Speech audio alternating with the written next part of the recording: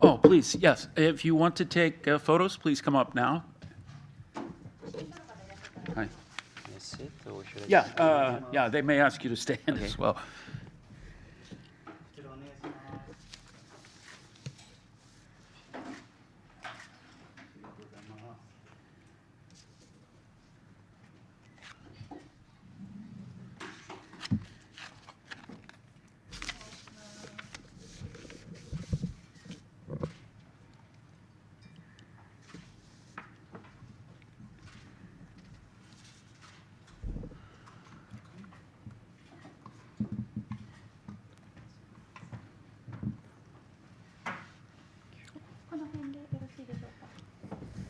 Okay, we'll go ahead and begin. Welcome to the Foreign Correspondents Club of Japan. I'm Dan Sloan. I'm president of this organization. We're joined today by Jean-Marc Takaki from the Association for Protection of Amami's Forests, Rivers, and Coastal Ecosystems. For those unfamiliar with Amami Oshima in Kagoshima Prefecture, is home to a UNESCO World Natural Heritage Site that draws thousands of visitors from Japan and around the world. It sits between Kyushu, meaning Amami, Kyushu and Okinawa Prefecture, and features almost a dozen endangered species and endemic plants, and is literally considered a treasure. However, since the UNESCO designation in 2021, the prefectural government has been criticized by residents and environmental experts for failing to properly manage its forest, rivers, and coastal system, and allowing construction that is impacting the environment. They've also accused the prefecture of misreporting the state of Amami's conservation status in violation of the World Heritage Convention, which has led a group of residents to warn UNESCO and the International Union for Conservation of Nature of those problems. We've contacted Kagoshima Prefecture to join or offer equal time on this issue. They may come back to us, but currently are dealing with the aftermath of Typhoon number 10. Katoku in Amami is part of the four-island UNESCO World Heritage Site, and it is a focal point of our speaker today, including also a seawall that is being planned and already started construction that our speaker will talk about its impact on the beach and environment there. Mr. Takaki will give opening remarks and obviously visual presentation as well, and then we'll use the rest of our time for Q&A. As always, kindly turn off your cell phones or put them on manner mode if you haven't done so already. A reminder that we're also on Zoom today. We've already received some questions and may get some from those watching online. And you can watch the whole event on YouTube on the FCCJ channel after conclusion. With no further ado, our speaker today, Mr. Jean-Marc Takaki. Thank you. Yeah, thank you for joining the press conference. So what I want to talk about today is, because we don't have much time, only, I guess, 20 minutes, I'll have to go a little bit faster and get straight to the matter, which is we sent a request for what the UNESCO call a reactive monitoring mission to Amami Oshima. And what does a reactive monitoring mission do? It's usually a request to the UNESCO to send some field experts and see what kind of problems, what kind of issues that are threatening the integrity of the World Heritage, and do an assessment. And the process usually, if there are some issues, they put the World Heritage on a list of endangered sites. And they give the state party recommendations on how to solve the issue. And if the state party doesn't resolve the issue, they can remove the site from their World Heritage list. Okay, so, but today I'm going to just first talk about what the issue is here and what the place I'm talking about is about, because probably nobody has heard of this place. So this is the place. It's called Katoku, and there's a place called Katoku Beach, and it's the last beach hamlet on the island of Amami that doesn't have a seawall. It's extremely rare in Japan. It's probably one of the last in Japan without a seawall. So that's the view you have when you access the beach. You go down a dune instead of seeing a wall in front of you where you can't even see the ocean. And the beach is also very wide. That's the Katoku Bay. You see it doesn't have any harbor. Most bays in Japan, you'll see harbors, tetrapods, and if you have a river, you won't even see the river because it will be covered with concrete. So you also have the morning glories growing on the beach, which doesn't happen usually if you have a seawall, because the seawall is usually misplaced. They place the seawall too close to the ocean where the wave hit. And due to the wave hitting the wall, it usually remove any vegetation that's trying to grow. So yeah, Katoku is a very special place. You have a valley, you have waterfalls, rivers, and you have this free-flowing river that goes that creates a river mouth on the beach. And for this reason, because it has an exceptional biodiversity, the IUCN wanted to add this place into the buffer zone of the World Heritage. Actually, the upper part is part of the World Heritage property, but the lower part wasn't, because there's a village, people are living there, but they wanted to change the status of the place so it can be protected, because the goal of the UNESCO, the IUCN, and the World Heritage is to protect a place. They also have to protect, for instance, a river from the ocean all the way to the source, to the mountain. It's not just the mountain, it has to be protected from the ocean, because they also have a very rare species of fish called the ryukyu that come up here to lay eggs in the river. So, yeah, and the exceptional thing about this place, the free-flowing river, you can see, goes on the beach, and it can flow parallel to the dune, as you can see here. And the water is also very clear, pure. So this is an aerial view. You can see the river mouth, which is wide, and that's also very rare to see a river mouth like this on the island of Amami. It's the last river mouth that hasn't been concreted. So usually a place like this would have a very tiny river mouth, and the entire place, the lagoon you see there with all the water, normally in most other places would be covered in concrete. It would be probably a parking lot or a harbor. And so this is the Katoku River running parallel to the dune, going in front of the village. And this process happens usually in the winter, and it lasted until 2 days ago, so 9 months of this process. So this is also something that's really important for the balance of the equilibrium of the beach. As the river goes to one end of the beach to the other, it deposits sands, and this kind of process are really important for disaster risk prevention. It's the natural equilibrium of the beach. There's a big transport of sand thanks to the river. So here there's a little list here. So it's the only beach in Japan where leatherback turtle has been seen and photographed. It has 432 species of shellfish and 31 listed by the Ministry of the Environment as endangered species. There's 6 endangered crab species and frequent sighting of black rabbit, which is considered a living fossil. That comes on the beach. Very rare to see black rabbits that live in the forest come down on the beach, because most beaches are not accessible anymore for animals due to the seawalls.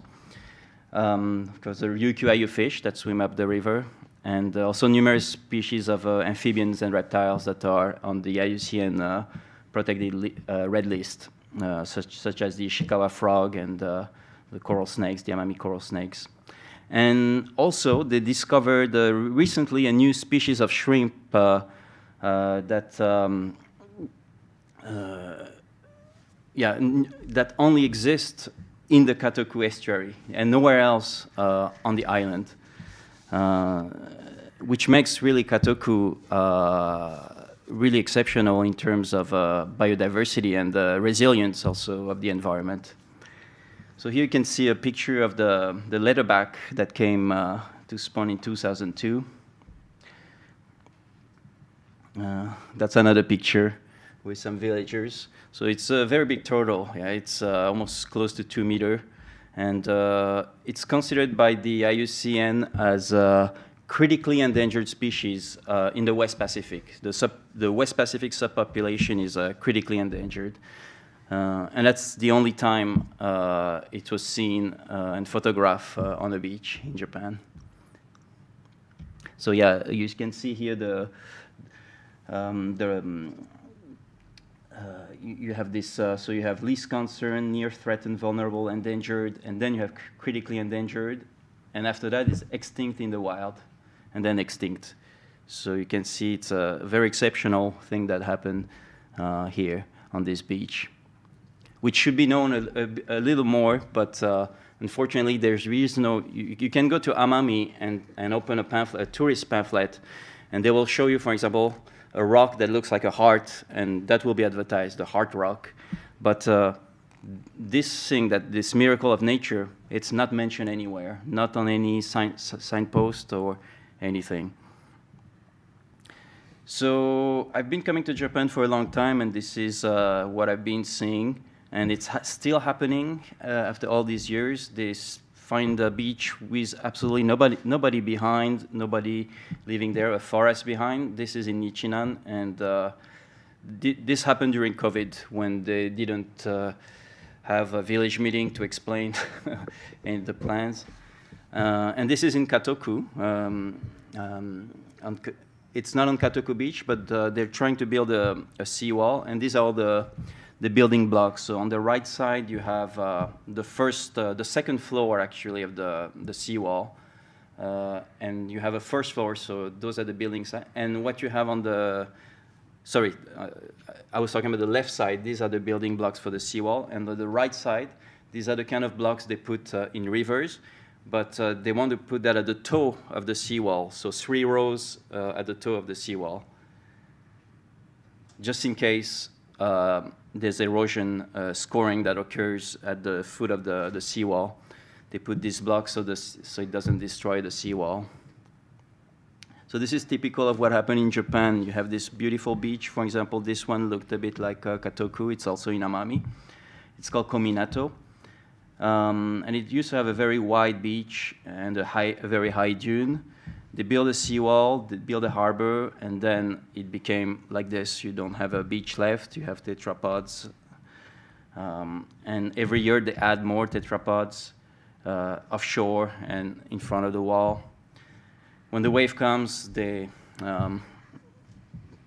hit the wall, and also it creates these kind of problems where the water goes higher than the wall, and with the wind it's taken on the fields.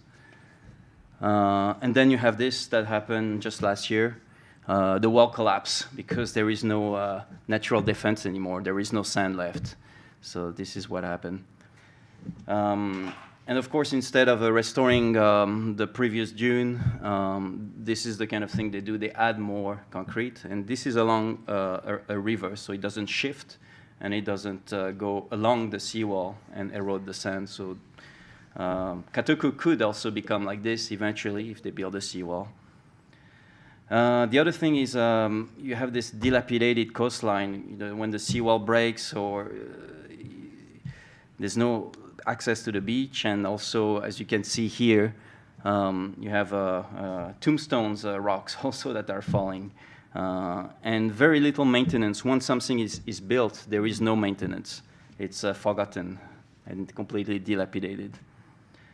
And then now, because the seawall causes a lot of beach erosion, they have to make the walls bigger and bigger. And this is what's happening right now in Amami after they built a seawall 50 years ago.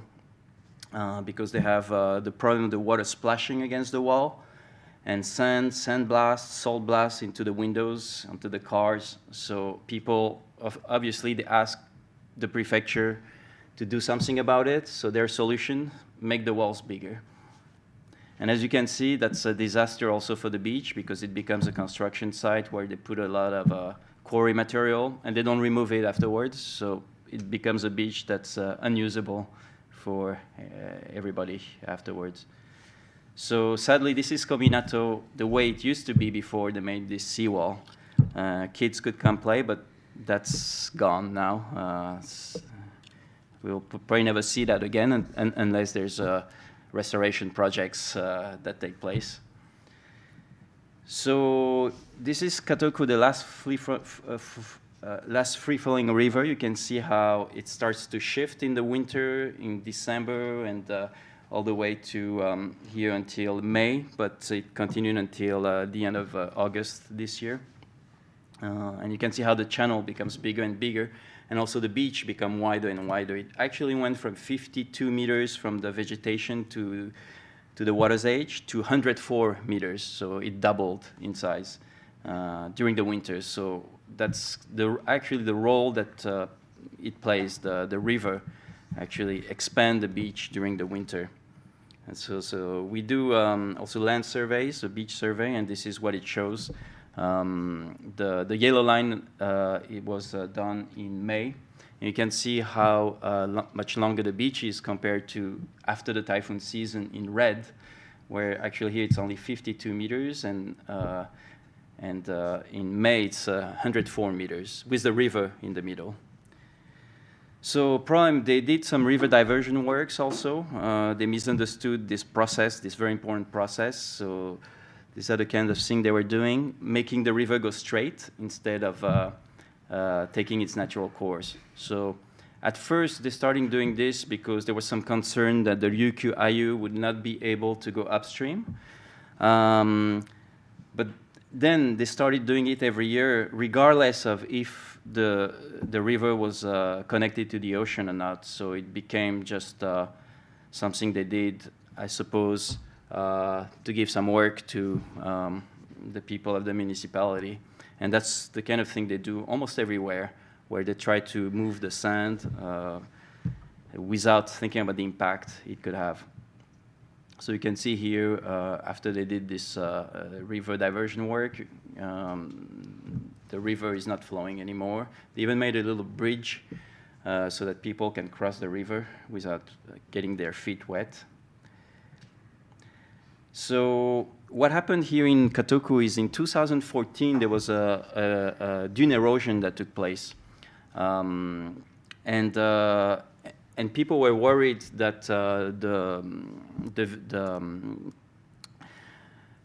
the cemetery would be impacted. The erosion the waves came pretty close to the cemetery, about 7 meters from the cemetery. There was a beach cliff that happened.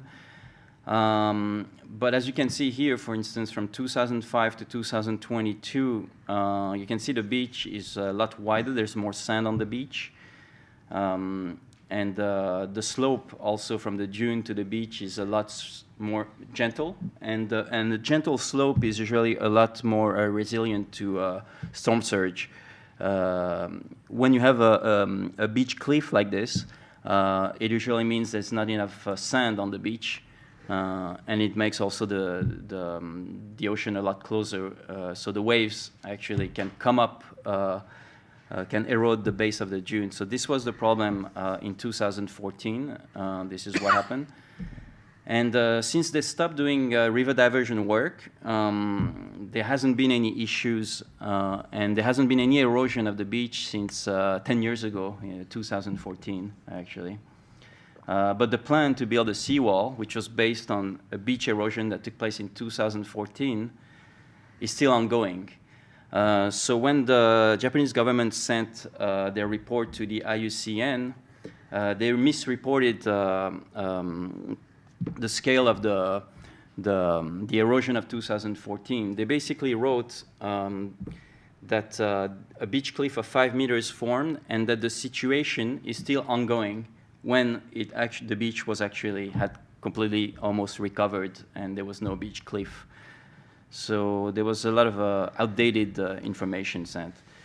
So this is one of the things you can see in the report. So they say here, that was a report called the Supplementary Information for IUCN Evaluation of the Amami, Oshima Island, Tokunashima, Okinawa Island, or Yomote. So on page 18 of the report, this is November 2019, the government of Japan says, impact on the Katoku River by the project. And the Katoku River is what the IUCN wants to protect. So they want to make sure the seawall has no impact on the river. So the Japanese government wrote, the project is being carried out on the Katoku Beach adjacent to the Katoku River. So already they don't mention that the Katoku River is not necessarily adjacent to the seawall construction site. It can run, the river can run parallel to the beach for at least half of the year and go right in front of the seawall. So that they don't say here. However, the project site is far from the mouth of the Katoku River. Furthermore, the revetment will be installed on land area and will be covered by sand and plants. Therefore, there will be no impact on the Katoku River. So here you have a few problems. The revetment will be installed on land area, which is not true. It will be actually installed on the beach. But these are the kind of signs they put in the village to explain to villagers that the seawall would not be visible and would be covered in sand and plants. The latest they put was this one. They show that the seawall is on the on-land area, like they say in the report to the IUCN. The problem with this is that I took some aerial photography from the same place, compared it to where the seawall would be constructed according to the prefecture of Kagoshima, which had to show the exact location when the tribunal, because we're also in a lawsuit, in an ongoing lawsuit, when the tribunal came on the beach in 2019, they had to show the exact location, which is actually not here, but here, 10 meters forward. So what they're saying is they're going to cover, put sand in front of the seawall. But as you can see here, you cannot create a beach, a dune that's not connected to the dune that's behind, right? You cannot have a beach that looks like this. And you have a lot of third-party coastal engineers and that say exactly the same thing.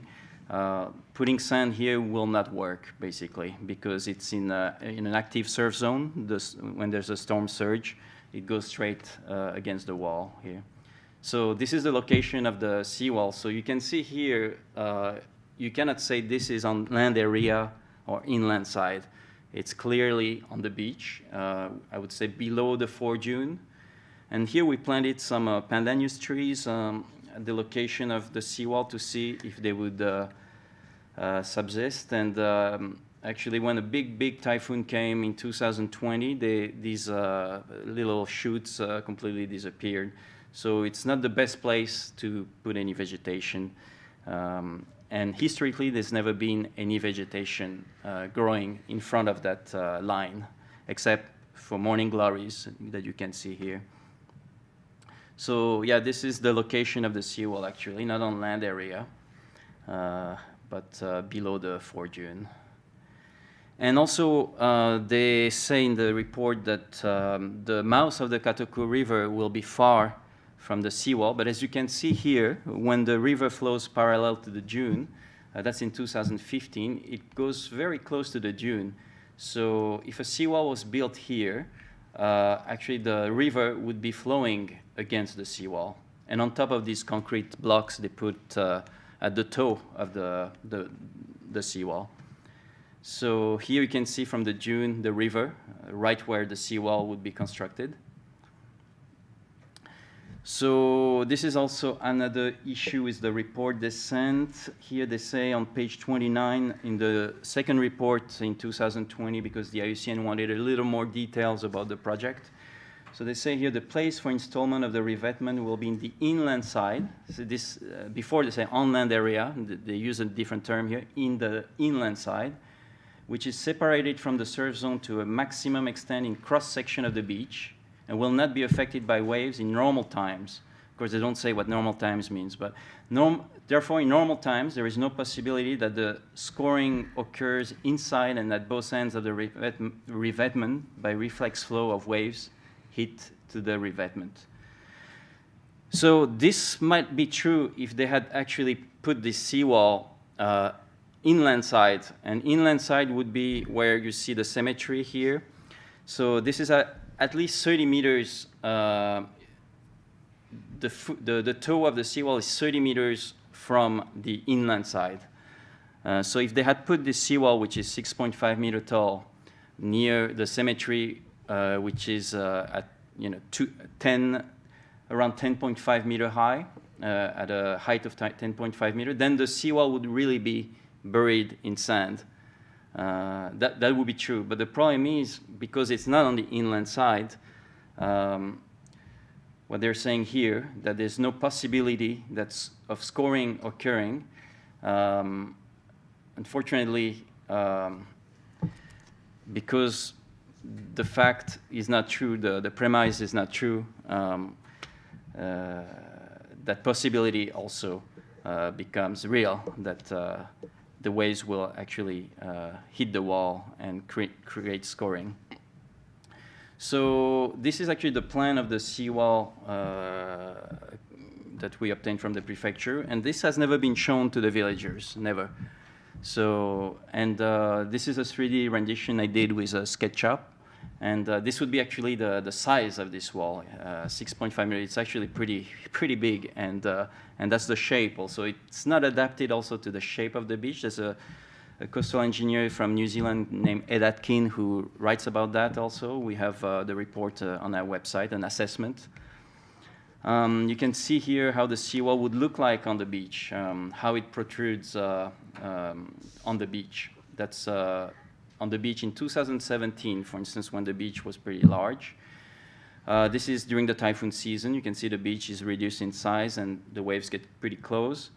And this is in 2014, before this big erosion that took place.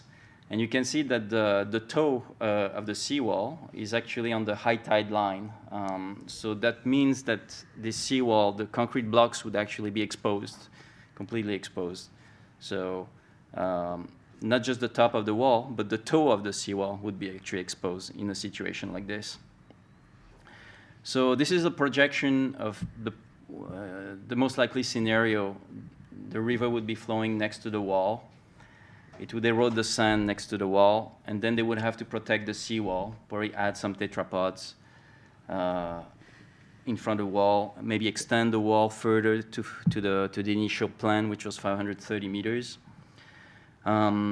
Maybe also divert the river permanently so it doesn't come in front of the wall. And this is what you see everywhere in Japan. And in the end, that's the result you often get. A beach that looks like this, where the sand from the river doesn't reach the beach anymore, and where the waves completely erode the beach, and then they have to keep adding more structures. So the Kagoshima government also manufactured the scale of the erosion by increasing the size of private properties seaward by 6,000 meters. So this is something they did in 2015. You can see, for example, there's a property here on the right side, on the left side, 476 meters square, became 2,000 meters square. And overall, they did that only for the properties that were facing seaward. So they could create this, this false claim that 1,700 square meters of private land was eroded in 2014. So this is also a big issue, which hasn't been investigated enough in our lawsuit, but which I hope will be sometime eventually. So this has, in red here, the colors, you can see the size increase of land. The red part is about 6 times increase. So here you have a typical example of a river that goes along a seawall that protrudes too far out on the beach. This is a UNESCO geopark in Kyoto. And you can see how they build the parking a little bit too much on the beach. And the result is this. They have to protect the wall, and so they put these tetrapods. I asked someone who lives here if they can go down to the beach from the parking lot. They said no, they can't go down to the beach because it looks like this now.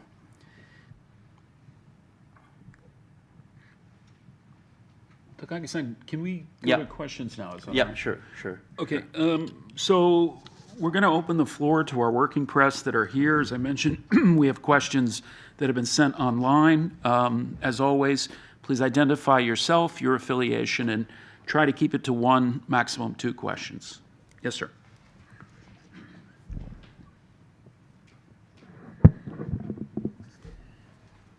Thank you. Scott Foster from Asia Times. This kind of thing you can see all over Japan, obviously. The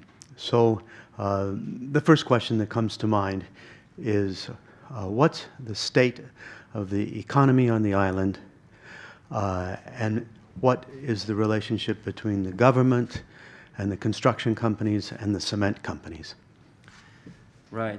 So, yeah, the Amami Oshima, after 1954, there was the reversion movement. It was American until 1954. Then it went back to the Kagoshima prefecture.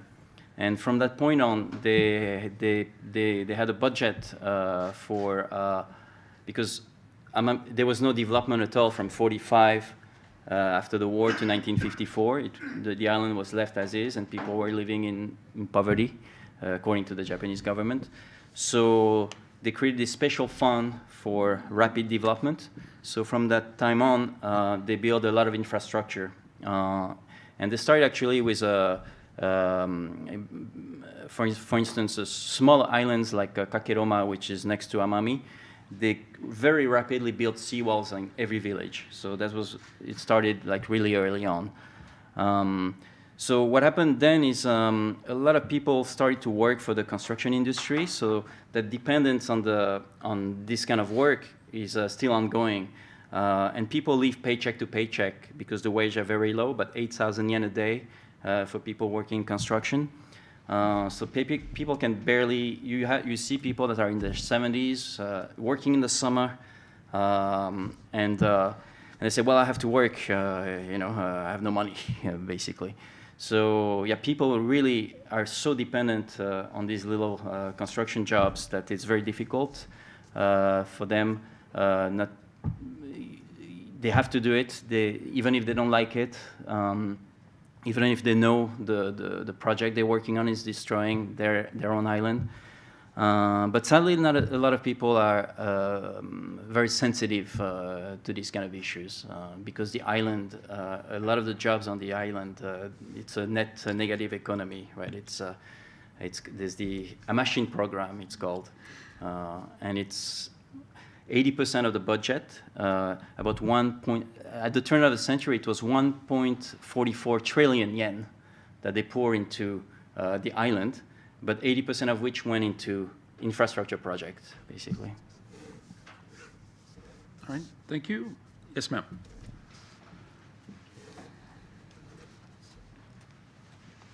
Hi, I'm Joanne. I work for French media, West France and Mediapart. So I have 2 questions.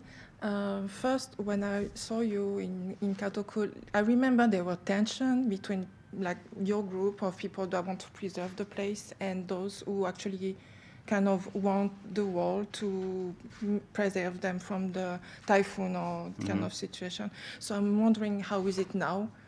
Did it get better? Yeah, so... sorry, do you want to just finish your second question? Yeah, sorry. Yeah.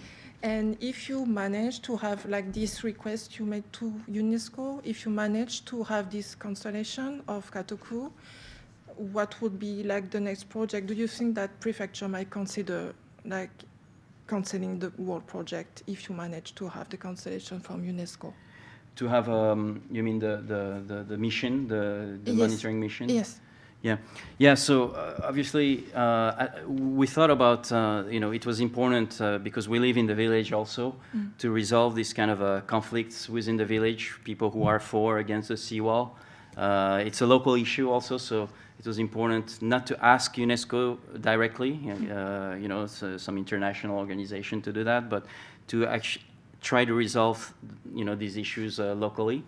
But it's also very difficult because the regional manager of the company contracted for the seawall is a native of the village who has families. So there's a lot of also conflict of interest in these kind of places. And also, once something is decided by the government, people are not very used to say no in Amami Oshima. They usually trust the government. If the government says the seawall is not going to have an impact on the beach and it's not going to be visible, they believe it, right? We try to explain to them, to some of the people, some of the proponents of the wall, that they would not even be probably able to go down to the beach anymore because they're working with a cane, and how would they go down a seawall that's 6 meters tall if it's on the beach? And so your question was next steps if you're successful. Right. Actually, the situation had improved a lot until February, where there were negotiations also taking place between the village chief and us and the prefecture, because some of the people in the prefecture working in the construction department started to understand that the seawall is actually a problem, would not work at this location. So there was a proposal to put the seawall a little bit more towards the inland side, so by 2 meters. They couldn't do more because they extended the private properties to the beach, so they couldn't put it more inland. So that's, but they said that by 2 meters they could, and because the villagers are only worried about the cemetery, the idea was to reduce the seawall. The cemetery is only 20 meters wide, so why have a 180-meter wall, right? So to reduce the seawall to about 40 meters, and those discussions were taking place, and people agreed in the village, okay, we're fine with that. Okay. But the problem is all the people working at the prefecture in the construction department changed in April. So the new ones restarted the whole thing. Everything is reset and back to square one again. Okay.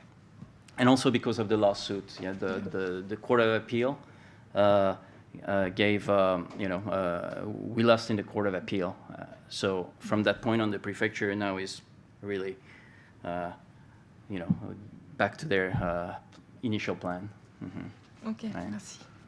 All right, I'm going to read on behalf of a colleague, Eric Johnson from the Japan Times, his question, which follows, I think, directly on that. In addition to your conversations and back and forth with the Kagoshima prefectural government, have you contacted Diet members about this issue, or even members of the construction ministry or Kishida administration? And if so, what kind of response have you had? Yeah, so I think it was in 2017 we contacted a member of the Diet, and we went to a place called Tomonoura, which you probably know about, and there were a project to create a bypass and to do a land reclamation thing in this place that's now cultural heritage. It's now almost a national treasure, right? But there was this big project and a little bit of opposition. One person was opposing the project, and when we met her, she told us about this person in Diet who's pretty sensitive to these issues. So we had a lawmaker who spoke about this issue for about 12 minutes. At the Diet, and we're in contact again with members of the Diet who. Do you remember the Diet member's name?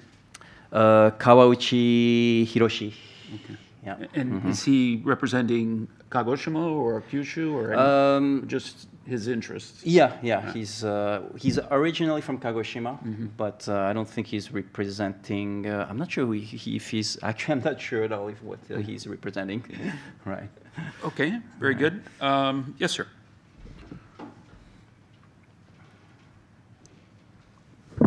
Nishimura freelance. Thank you very much for today.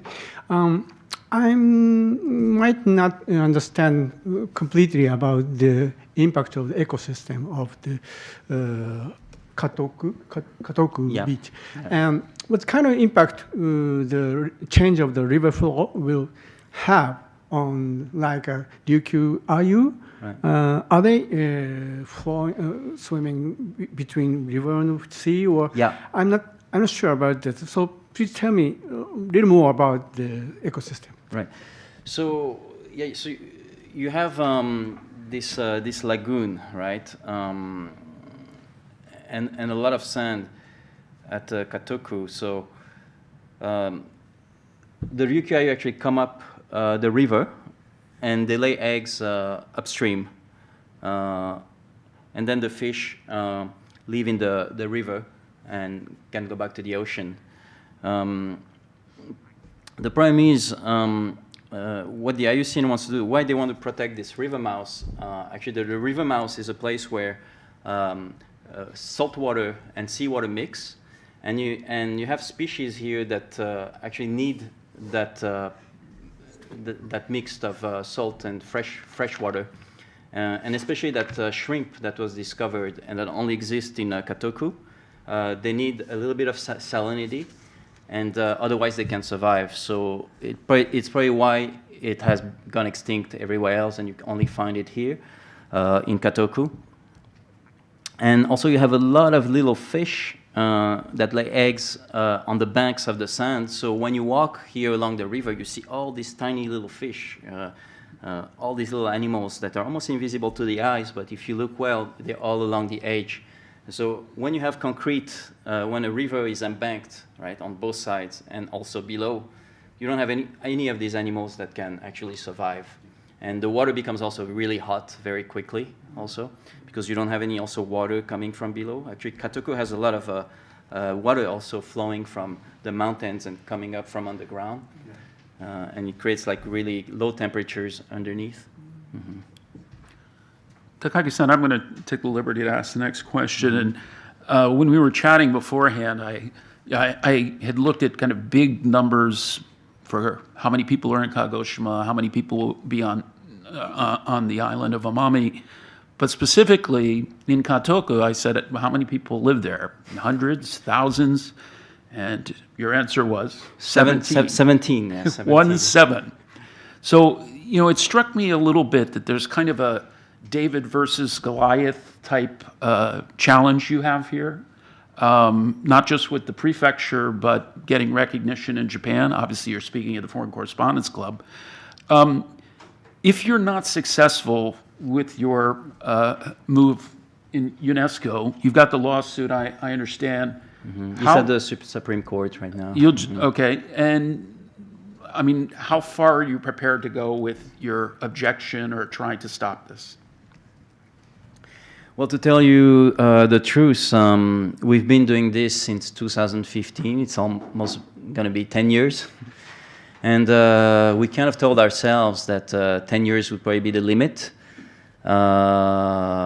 because it really takes a toll on your personal life to be dealing with really a Kafkaesque administration where you have to explain the same thing over and over and where there's absolutely no common sense. A due process, also no due process. So it's really a huge headache for us to be doing this. And also, there are people sometimes who come and do sit-ins that, at Katoku. We've done also sit-ins to block trucks trying to, heavy equipment trying to go into the riverbed, because that was also a promise that the Japanese government made to the IUCN is that they would do no construction along the Katoku River, but they had a plan to actually culvert the river. So we were blocking the access to the trucks, and so they sent 50 prefecture officials with helmets and barricades to create a human chain with barricade. Where Police? Not police, just prefecture officials. So they even, actually we had a teacher friend from the JET program who was in the Board of Education, who sent us a piece of paper where he was also recruited to come do a human chain against us.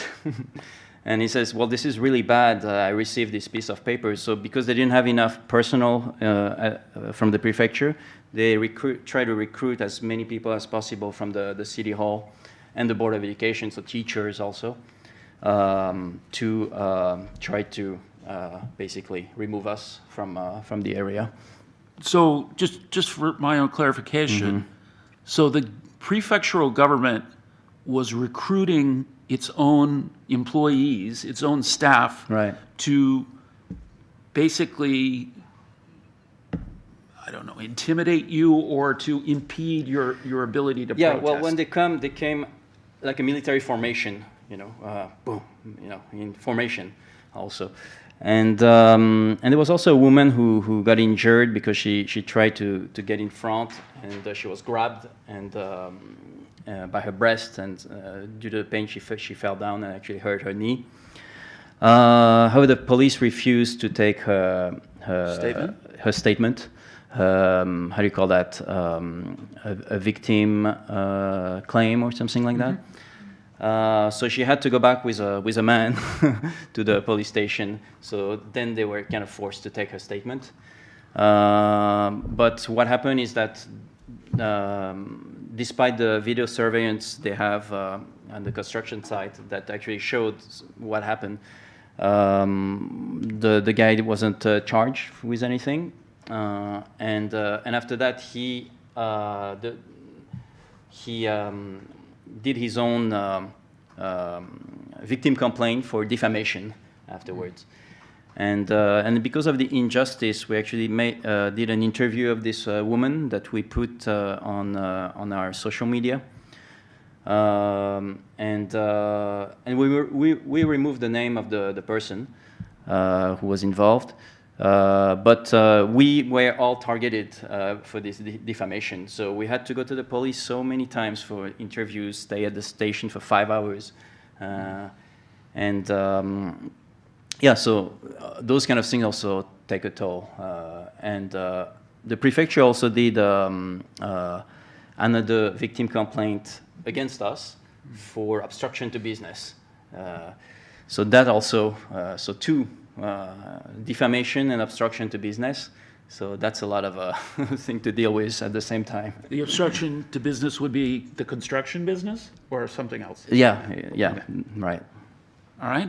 Any other questions from the floor? Or I have more if I don't see any immediately. Yes, sir. You said you had 17 residents? 17. 17 residents. So obviously, for a small amount of money, all of those residents could be employed in an ecotourism center there. And the value of the beach, Right. there only being one left, is very high from a tourism perspective. Definitely, yeah. Have you been able to make any ecology-related, tourism-related counter-arguments to the prefecture? Obviously, yeah, that's something we're kind of hesitant to talk about. We get a lot of the online defamation also. For example, we are nature guides in Amami. So we run our own nature guide business. And we feel that a place, obviously, like Katoku, people in their 70s still go to work every day to make ends meet. And I told this woman in the village who had a pretty big garden, says, hey, you could put a deck here and even just a tent or a dome tent, whatever, and probably take 10,000 yen a night, minimum. And she's like, muri, which means impossible.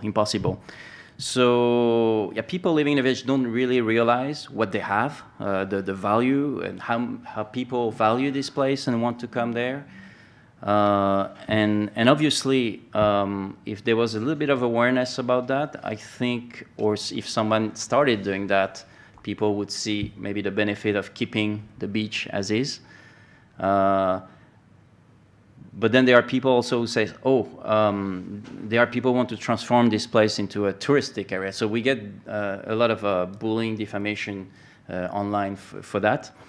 But our personal goal really is not to make the place very touristic. The vision really, like personally, we have for the place would be something like UNESCO Biosphere Reserve. I think it really fits the criteria for a UNESCO biosphere reserve, where that would limit also the number of people who can come at one time, and where people actually care for their environment. People who live within.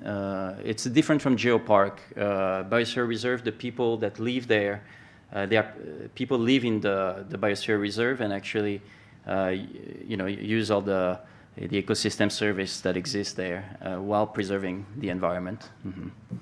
So just to follow up on his question, since the 2021 UNESCO stature, if you will, does any money actually come from the United Nations for, to kind of, that it tangibly permeates into your Katoku or any surrounding neighborhood?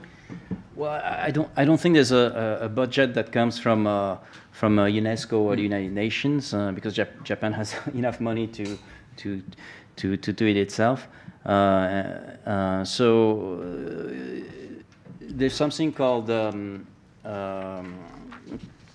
5 C's of the World Heritage, which is communication, credibility, community, and I forgot the other 2, but you can look it up. And so it's more nominal than actually capital oriented. Well, it is in a way capital oriented when they have to build, for instance, a World Heritage Center. So they built one that cost the equivalent of Juoku. Juoku is what, about $7 million, just to show, to present the World Heritage to people. It's just a center where they have plastic plants inside that recreate the natural environment with screens, like a museum a little bit. So you have a lot of people who visit that. So I think they're spending a lot of money on this kind of project, but I haven't seen any of the recommendation of the IUCN, which is to restore rivers to their natural state or create new habitats along the rivers. And that's the recommendation of the IUCN. But all I've seen so far since those recommendations in 2021 is more river embankments and the destruction of habitat along the rivers. So I don't think there's much budget going actually into conservation, but more into building centers, heritage centers. Mm-hmm. All right, we have one more question from an online colleague. This will probably conclude our time today. This is from Dennis Normile of Science Magazine. He says, you may know there's a movement in the United States to restore rivers to their natural state by removing dams and concrete channels. Is there any similar movement in Japan, obviously, that would match some of your aims here? Well, the only dam, as far as I know, that was removed in Japan is in Kumamoto, right? I forgot the name. But at the same time, they're building new, very controversial dams in Kumamoto after removing one. So in Amami, Oshima, actually, I talked to someone from the Ministry of the Environment about the issues right now that I see in Amami, where they're destroying habitats along the rivers. And I explained to, I said, so what is the Ministry of the Environment thinking about? How do they assess this situation, considering that they're supposed to create new habitats while they're destroying the habitats instead of creating new ones? And he says, well, it's more about maybe removing dams than, and so they're thinking about removing dams. But when I discuss, like, why don't they remove certain dams that I've pinpointed that have no function at all, and that create more problems. They're filled actually with sediments, and they don't allow the fish to swim upstream. And the explanation was that the reason they can't remove them is because those dams have created also new habitats downstreams. So if they remove them, it will also have an impact on the new ecosystem that was created. But what I see also, like in the way they do it in other countries, is they break the dam little by little. They open maybe 1 meter let the ecosystem adapt to the new situation, and then little by little they make it small and small. So they could be doing that, but I think they, from what I see, they find reasons probably not to do much. All right, well, with that answer, we'll conclude our session today. I'd like to thank our guest, Mr. Takaki, for his comments and time, and I'm sure he'd be willing to speak with you after this if you have any further questions. As always, for our guest, we offer a 1-year honorary membership in the club. I don't have the card in front of me, but I hope you'll take us up and come back on your next visit to Tokyo. Thank you. Thank you. Thank you for coming. Yeah.